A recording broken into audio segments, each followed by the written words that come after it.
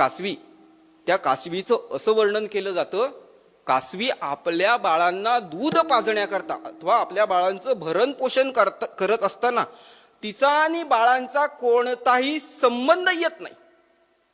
कासवीचे बाळ वाडे कृपा दृष्टी नोहे दुधा भेटी अंगसंग, त्यांना दूध प्राशन करण्याकरता कासवीचा अंगसंग होत नाही. बघा, कासवीचा अंगसंगही नाही झाला आणि तिच्या पिल्लांचं पोटही भरलं. मग इथं कोणती शक्ती कामाला आलं? इथं कोणती शक्ती कामाला आली नाही. बरं, तिथं काही अजून काही विज्ञानानं तिथं काही नवीन शोध लावून जमणार आहे का? विज्ञानाचंही तिथं काही चालत नाहीये.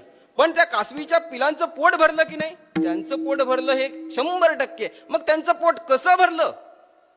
ऐका, जी गोष्ट आपल्याला निरुत्तरित करते ना त्यालाच महिमा असं म्हणतात. विठ्ठल.